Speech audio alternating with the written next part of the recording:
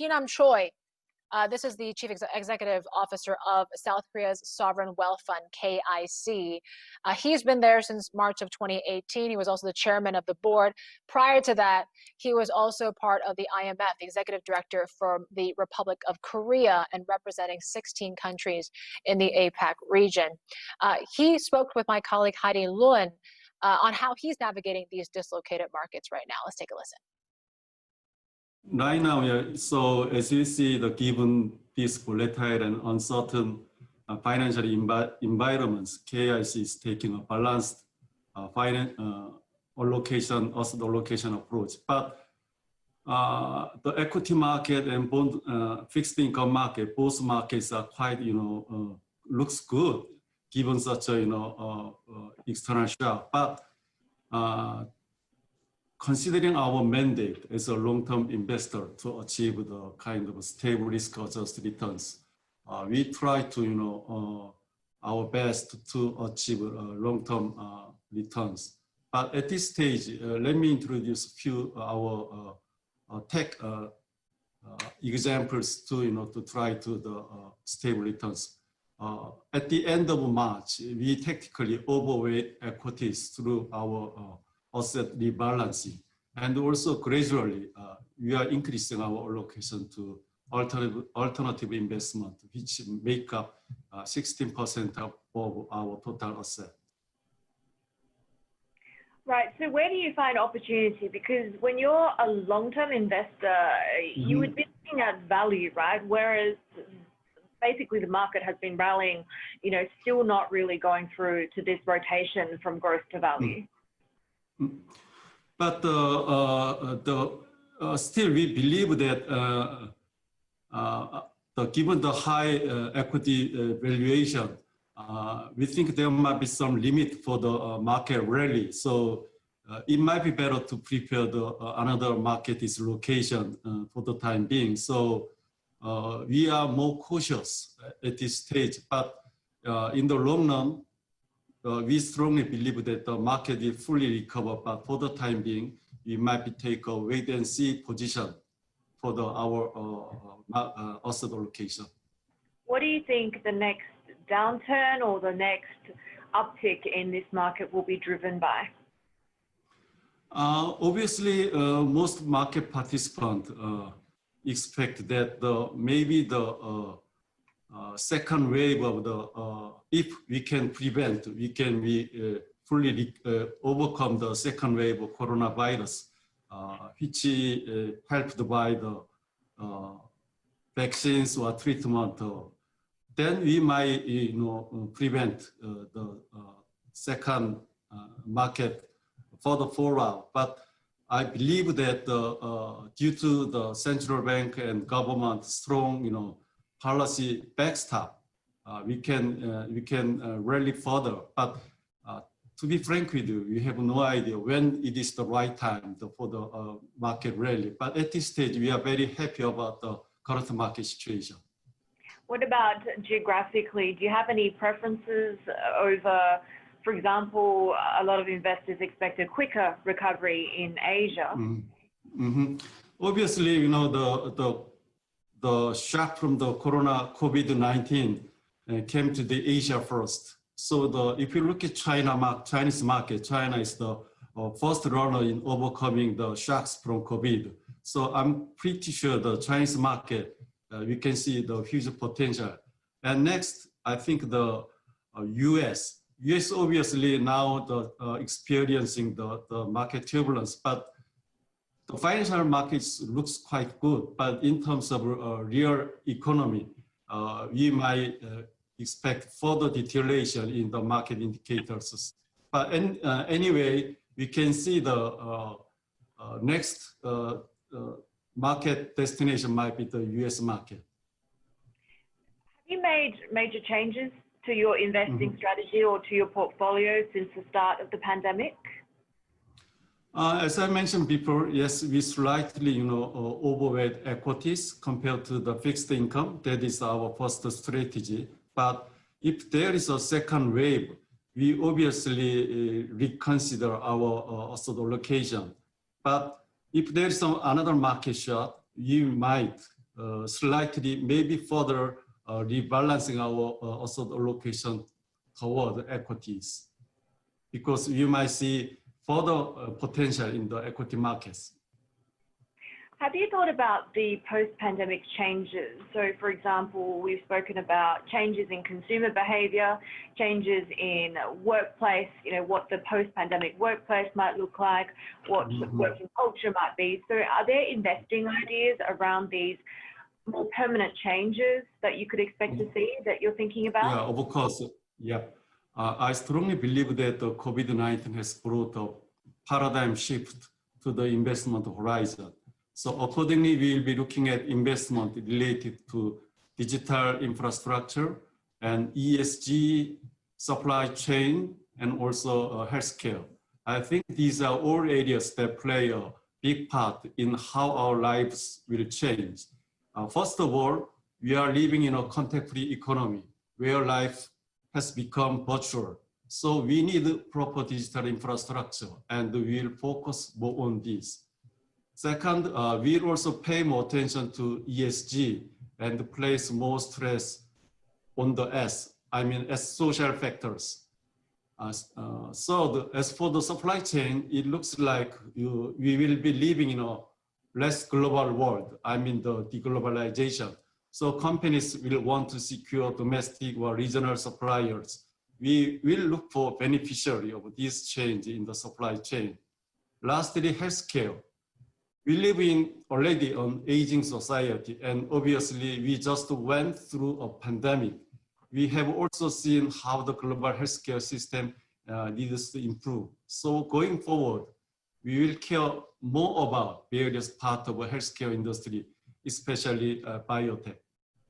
So is it fair to say more streamlined supply chain, tech, as well as healthcare would be the three investing themes that are important to KIC? Yes. How does that get threatened by geopolitical tensions, with the China-US war being so focused on tech, on 5G, on AI? Is there a concern that with the reignition of these tensions, we have President Trump just saying that a complete economic decoupling is still possible between China and the US? Does that threaten the entire tech sector? Yes, obviously, the US-China is, they are trying to, kind of grab the hegemony of the tech industry. So it looks like before the tension of the two countries, the global world working very well in terms of the tech development. But China wants to set up their own technology world. On the other hand, US also try to build their own technology world. So as global investors, we might need to take a right balance, but I still believe that the political tensions and military tensions, it might happen. It might be, just a one-time event rather than the permanent global trend. I know after a US presidential election, then I think we might look for, kind of a more cooperative global world rather than, de-globalized kind of competitive, world. So in some sense, I'm very, that current issue, the political tension might be the short-term trend rather than a long-term trend. How do you assess the Korean government's handling of the pandemic there? Clearly, it was caught early, a lot of testing was done. And is that management enough to get the economy back on track, particularly relevant to what we were just talking about? Korea is so vulnerable as a bellwether to both global trade and that deglobalization story. Yes, Korean government, at the initial stage, we took a kind of, very proactive government, government actions like we call it 4Ts, like the treatment, testing, tracing, and also transparency that actually help us. We avoid lockdown of Korean economy. So, compared to other OECD advanced G7 countries, our economic growth forecast this year, it depends on the research institute from 0% to minus 1.5% kind of thing.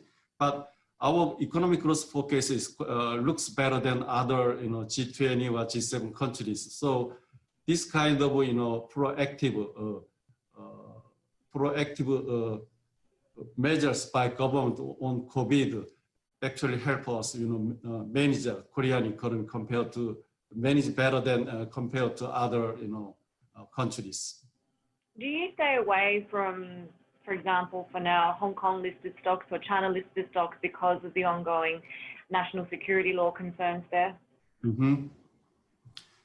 Hong Kong, Hong Kong is, it's very difficult to say, but I think the Hong Kong, I believe the Hong Kong can manage to the current economic difficulties by working together. In some sense, I'm very political sensitivity issues. Yeah. So as you mentioned earlier, you'd also been looking at alternative investments, infrastructure, real estate, and obviously with traditional markets where they are at the moment, it's perhaps more appealing to look to alternatives as a hedge. Has that been difficult in the COVID era, given that you can't really, in a traditional way, do due diligence, for example, if you're looking at infrastructure investments? Yes, actually, in order to increase our alternative investment, which is real assets, the due diligence is kind of an important part of our investment process. But because of COVID-19, and thanks to the advancements in virtual technology, we have upgraded this process. So we have amended our guidelines to allow virtual due diligence for some investments. And we even found a few benefits of doing this. For example, for on-site due diligence, we need 2 or 3 people to actually go there. But virtually, more people, maybe many related departments can join the process. But on the other hand, I think there are limits though for things like direct investment in real estate. We need to be there. So still, on-site due diligence plays very important role in terms of the real investment. So when you took on the chairman role in 2018, you had said it's your ambition to get assets under management to $200 billion US. Can I ask where you are at with that goal? What's sort of preventing you from getting that number, and do you anticipate in meeting it anytime soon? Yep.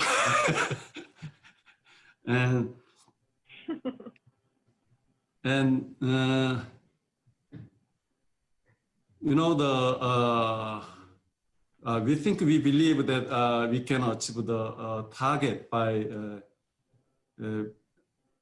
2023 or 24. But at this stage, it's very difficult situation to increase our asset, given such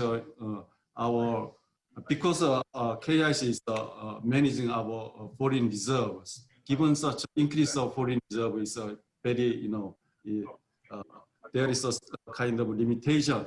So it's difficult to increase our asset rapidly. So we are looking at other ways to get some money from other Korean LPs, like the pensions or some credit unions kind of thing. So that is the way to increase our clients, to have more, to increase our assets. But, at this stage, we have to work harder to invite other LPs to join KIC. I want to ask you more about your ESG investment strategy.